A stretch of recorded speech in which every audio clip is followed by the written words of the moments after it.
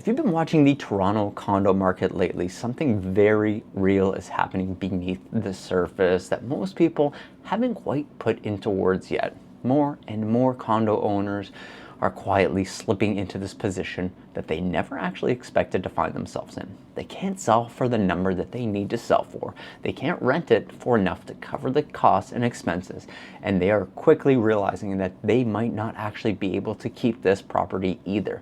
This is not a dramatic headline. This is a situation that's becoming more and more common across the city, from the downtown core to the areas like Etobicoke, North York, Scarborough, and even spanning outside of Toronto. You're not going to see this in a big announcement on any of the news sites. You're not going to hear condo boards, developers, anybody who lives in these condos talking about it, and you might not even hear it from your friends or your family members because they might be embarrassed. But when you're talking to owners and investors every single week, you start to see a pattern that starts to form. And in this video, we are going to break down what is happening specifically to condo owners here in the Toronto area, not Vancouver, not Calgary, not Canada as a whole, right here in your market in Toronto. I'm going to explain why some owners are starting to feel trapped, what's pushing them into the position, and some practical solutions that we can walk through and that I walk through people who are calling me every single week to take some of that stress off your shoulders and not let it pile up month after month. So let's get into the video with what is actually happening to condo owners right now in Toronto. When people reach out to me, the most common story that I'm starting to hear right now, it goes something like they bought a condo with a ton of confidence when the market was climbing. And of course, you know the year, it's 2021 and 2022 during the peak. Some bought assignments, others bought pre-construction, others decided to go and buy something in the resale market. And they thought that prices might just keep rising. And a lot of these people did buy with the idea that renting it out might cover their expenses and their monthly payments.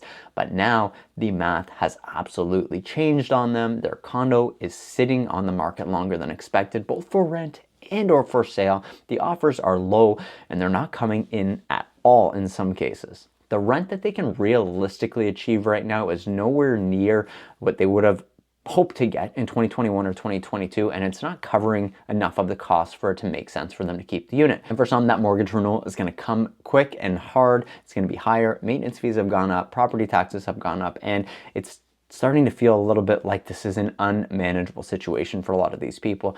This is the silent part of the crisis because this isn't something that you're going to hear just your friends and your family talking about at the dinner table. People get really embarrassed when it comes to financial issues, and they're definitely not going to bring it up at the family Christmas party because on paper, it just looks like a normal market correction to people on the outside who aren't paying attention. But behind the scenes, we are seeing individual owners just feeling a ton of pressure right now. So what's actually causing this in Toronto? There are actually 4 different forces that are pushing condo owners into the uncomfortable positions that we're talking about here. Number 1 is the interest rates. They've gone up since 2021 and 2022, and the stress test has become a little bit more difficult for them. 3 or 4 years ago, the buyers could qualify for a lot more, bigger mortgages at lower rates. In today's market, the same income is qualifying for significantly less, and renewals are starting to happen in the next 12 to 16 months at a much higher payment for a lot of people. Buyers looking at condos right now should and are being a lot more selective and a lot more cautious. Number 2 is that the inventory, it's risen. We're seeing more condo listings, especially popular investor areas downtown like City Place, Liberty Village, and the waterfront areas. North York along the subway lines. More choices means that buyers, they can ultimately take their time, go view these units several times before they take any action, and sellers have no leverage because of this. There's too much choice, which means your leverage as a seller is starting to dissipate.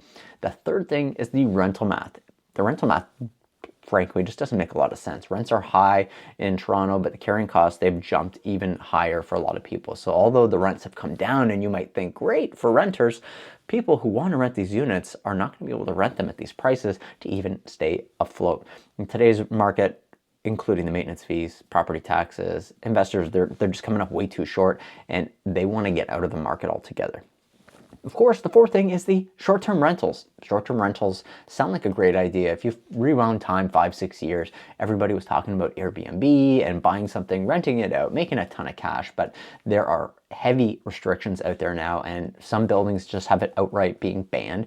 And the city rules for short-term rentals are starting to limit people here. And for a lot of investors, that backup plan, it's not existing anymore. So if they can't rent it to short term, the long-term rental isn't going to bring in the numbers they're looking for. Now, what do they have to do at this point? And the last thing is those dreaded maintenance fees. They are rising. The building costs have gone up. Insurance, utilities, repairs, the reserve fund might not have enough in them. And all of this kind of builds a little bit of a storm here for any current owners and just makes them want to get out altogether. Owners who bought with one budget in mind are now facing a completely different reality. Now, yes, they should have considered all of this ahead of time, but we know how people are with money. They look very short-sighted. They don't look long-term on how things can go bad. They only look at how much money they could potentially make. So put it all together here. This is the Toronto condo version of the same phrase that we're hearing in other markets right now. You can't sell, you can't rent, and you just can't keep the darn unit. So who is being hit hardest in Toronto right now? I'd like to know who you think is being hit in the comment section down below, but not everybody is hitting that exact same wall. There are 3 different groups of people in Toronto, at least that I'm going to highlight here, who are being hit the hardest, in my opinion. Group number 1 is the owners who actually bought near the peak. Of course, you bought near the peak, you're kind of in a situation where it just kind of stuck. You've got your mortgage coming up for renewal, you had a higher purchase price, and now you're seeing units in your building selling for $100,000 or more, less than what you purchased it for. These are the people who bought during those peak times, end of 2021 and 2022, in those perfect areas, so they thought downtown. Their goal was ultimately ride that appreciation trend, make some money, get in before prices go even higher. And yes, we saw tons of agents talking about real estate will never be affordable again. We heard it in the news, we heard it everywhere. The Bank of Canada told us, hey, we're not raising interest rates anytime soon because this is the new interest rate economy. And guess what? They raised interest rates, go figure. So values have softened in a lot of these areas.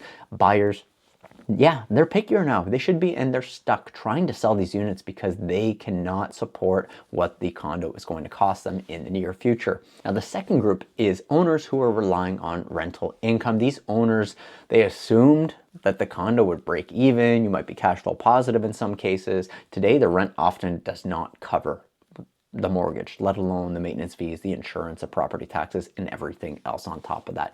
They are paying out of pocket every single month, and they don't see a clear point to keep the unit.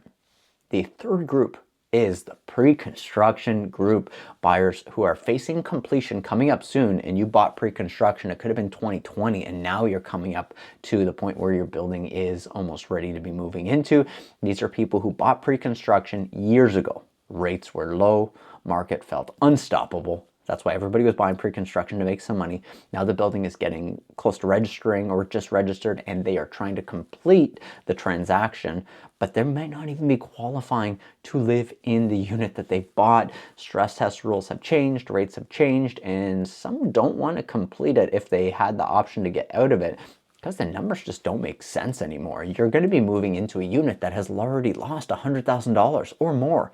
I don't see the big incentive for people to want to complete the transaction other than the risk of being sued by the lawyers, which is a massive risk. So you need to be careful. If you're thinking of not completing your transaction, or if you're not able to, there's a financial repercussion that's going to be coming for you. You are dealing with market forces that changed very fast. And if you were in the builder's position and the prices went up and they asked you for more money because you've already made money, you wouldn't be giving it to them. But now that you are on the flip side of this here, you need to understand the builders do not owe you anything either. So how do condo owners actually get trapped? They can't sell, they can't rent, they can't keep it. How does this scenario actually materialize in Toronto? So there's 3 reasons why this materializes. Number 1, they bought in the peak market. They didn't actually think that things might go up. They bought with that big time confidence, not realizing how quickly the market could actually shift and how interest rates could actually rewrite the rules here for them. They borrowed based on a world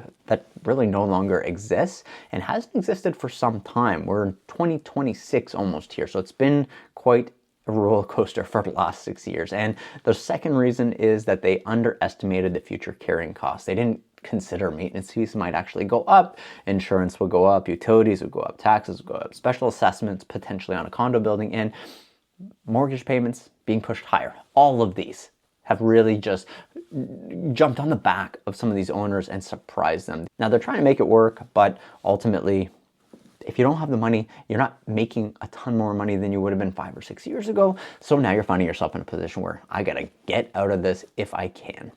And the third reason is that they assume they had multiple exits. You would have bought something thinking, hey, this is my worst case scenario. This is my plan. If the market slows, I'm going to rent it. If the numbers change, I'm going to assign my pre-construction condo.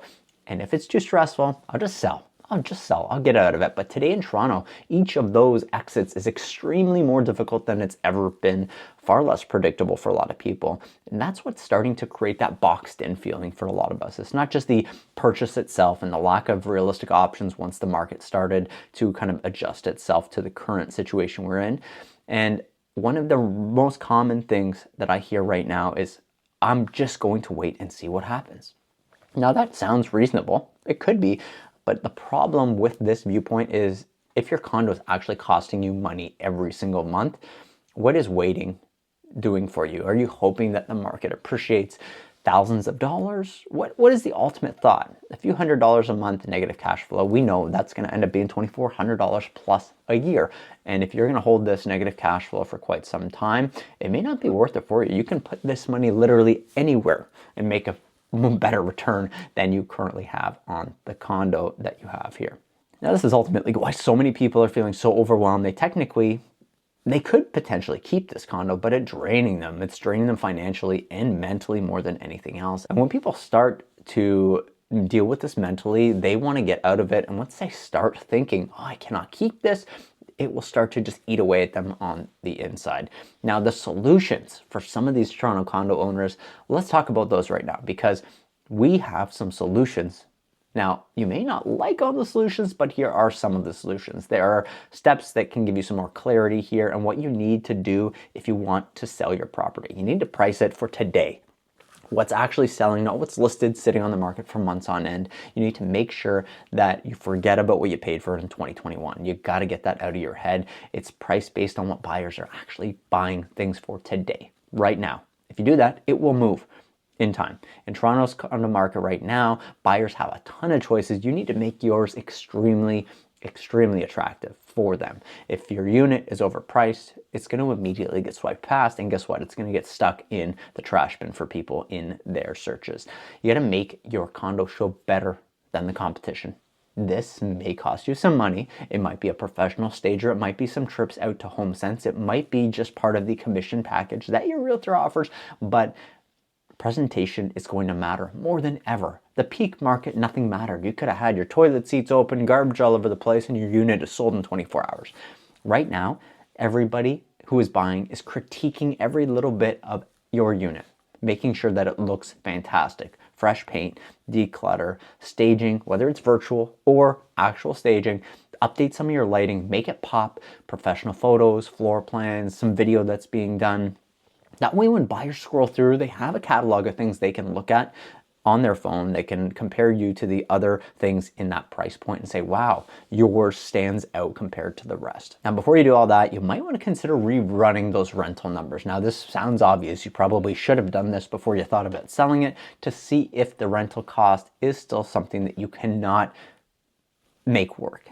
And usually it's not going to happen, but double check all your calculations. Realistically, think about how much you're losing and how much you can continue to lose for a long period of time. You might not be feeling this video topic's kind of emotion right now, but if you're at a loss right now and in 2 years' time, you're still running at a loss, you're probably going to end up at this point here. Now, you got to explore some creative options if you can't get it to move. You gotta see what else you can do out there. You can maybe offer some buyer incentives, offer some free maintenance fees for a portion. I had a seller recently offer a year free maintenance fee because they wanted to make their condo move on the market. That you could potentially offer closing costs are going to be covered by the seller. Maybe you're going to sell it furnished. Would help if you're talking to somebody who's an investor or relocating into the city. And worst case, you can maybe talk about some seller financing, some vendor take backs if the situation is right between you and the potential buyers out there. Work with your lenders to restructure and refinance your mortgage in some way that gives you a little bit of breathing room and helps you not have to make a snap decision and get your unit on the market right now. There's no magic strategy here. All of these are things that you may already know, but if you're feeling trapped, you need to kind of roll through these and see which one works best for you. Build a plan around your actual goals. And if your goal is to get out of the unit and stop losing money, then build your plan around that. Now, not everybody has the same goals. People ultimately, they just want to get rid of stress, as we all should. Some need to relocate, some need to downsize, some want to upgrade. The right strategy is going to depend on the end goal for you and what your time horizon is, your risk tolerance. And once you're clear on what actually matters, then the path forward for you becomes a lot more clear as well. Now, what does this mean for buyers and sellers in the GTA? Now, buyers, right now, you're hearing where sellers' minds are at. They are stressed. They're pinched financially, and a lot of them just want to see an offer. So you have leverage. Use that leverage, but don't overpay in today's market, because we're likely going to see things get a little bit lower before they go up again. But if you can get a price where maybe you're buying, 3 or 4 months down the road, price value, if you're getting a good chunk off the listing price, maybe it makes tons of sense for you right now to hop into the market with less buyer competition. And for sellers, well, strategy. That's it. Strategy matters more than anything else. And if you need some help figuring out what the best strategy is for you, we have a full seller guide that you can watch here. That'll kind of walk you through what the process is like selling your first property, because if you bought a condo, you're likely the first time trying to sell something. And if you're a buyer and you need some strategy, maybe you're a first-time home buyer, good news. We have another one for you here as well. This is a first-time home buyer guide that will walk you through every single step of the process. Thanks for watching this one. I'll see you in the next one. Bye for now.